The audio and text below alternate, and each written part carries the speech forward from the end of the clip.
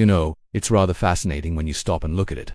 Here we are, billions of us spinning around on this blue marble in space, each carrying within us the same ache, the same hunger. We dress it up differently, of course.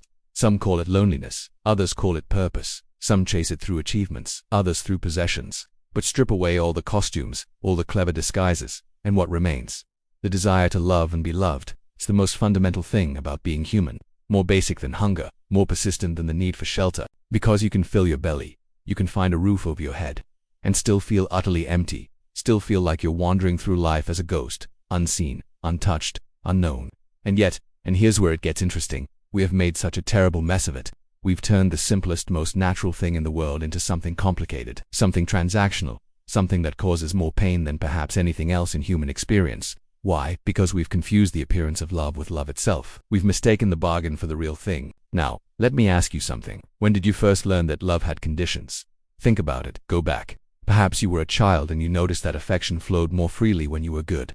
When you cleaned your room, when you brought home the right marks from school. Perhaps you learned that smiles came easier when you made yourself useful, when you didn't make too much noise, when you fit into the shape others wanted you to take. Or perhaps it was later, in those early days of romance, when you discovered that to keep someone's attention, you had to perform. You had to be interesting enough, attractive enough, successful enough. And somewhere in those moments, a seed was planted.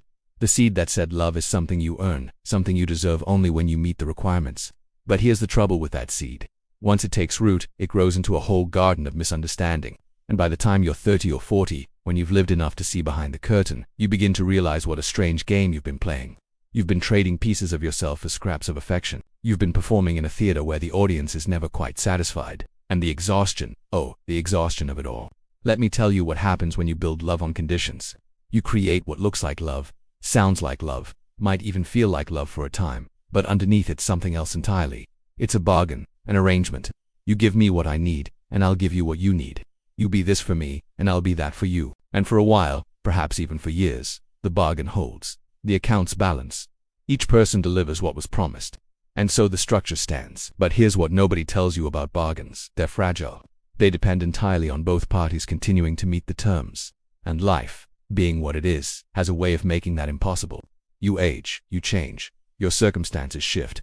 The person you were when you made the deal is not the person you are now. And the same is true for the other. The whole thing is built on sand, you see, because it assumes that human beings can be fixed, predictable, reliable in the way that a contract requires. But we're not machines. We're rivers, we're weather. We're constantly moving, constantly becoming something other than what we were. So what happens when the terms can no longer be met? When you can no longer provide what was expected? Maybe you lose your job and suddenly the security you offered is gone. Maybe illness comes and the strength or beauty that first attracted them fades. Maybe you simply grow tired of being someone you're not. And in that moment the mask drops. The warmth that you thought was love reveals itself as something else. Obligation, perhaps, habit, or worse, nothing at all. Just a blank stare where tenderness used to be.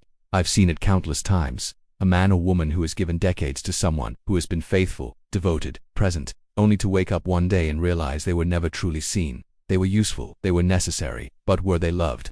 Not in the way the soul requires, not in the way that nourishes, and the pain of that recognition.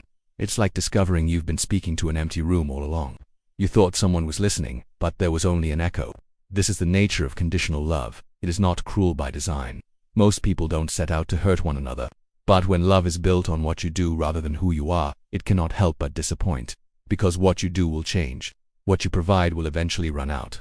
And if that's all you are valued for, then when it's gone, so is the love. Now, I want to be very clear about something. I'm not saying that relationships shouldn't involve giving. Of course they should. Love naturally expresses itself through care, through service, through attention to another's needs.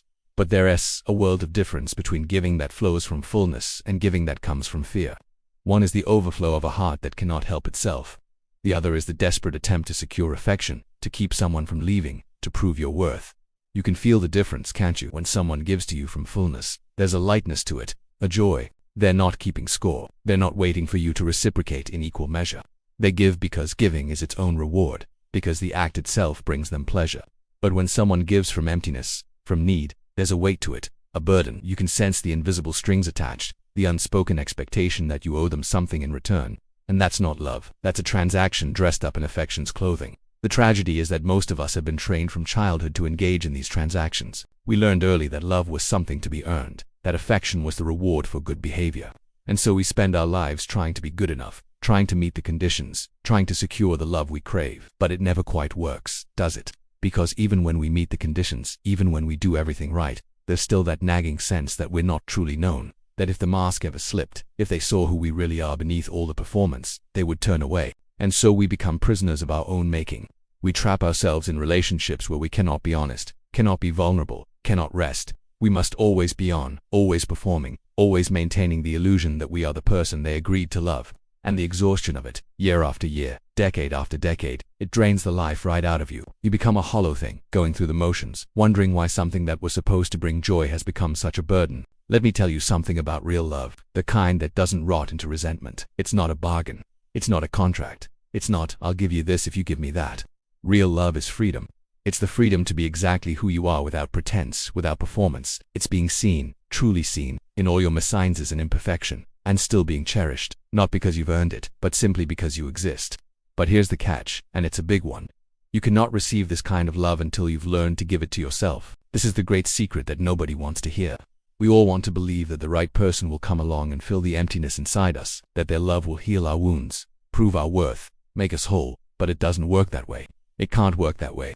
Because a heart that is starving for love will always, in some hidden corner, turn even its most generous gestures into transactions. It will give, yes, but it will be watching, measuring, waiting for the return. Think about it. When you're desperate to be loved, every act of kindness you offer carries a silent plea. Love me back, see me, choose me. And the other person, even if they don't consciously realize it, feels that weight. They feel the expectation, the need, the demand. And it creates a pressure that genuine affection cannot survive. Because real love, the kind that lasts, requires space. It requires the freedom to give or not give, to stay or go, without the relationship itself being held hostage. So the question becomes, how do you stop being desperate for love? How do you fill yourself so completely that you no longer need another person to validate your existence? And the answer is both simple and difficult. You must make peace with yourself. Not in some shallow self-help sort of way, but in the deep sense of truly accepting your own being, every part of it. The parts you're proud of and the parts you hide, the successes and the failures, the beauty and the brokenness. All of it. This is not easy. Thank you for watching. If this resonated with you, please subscribe for more.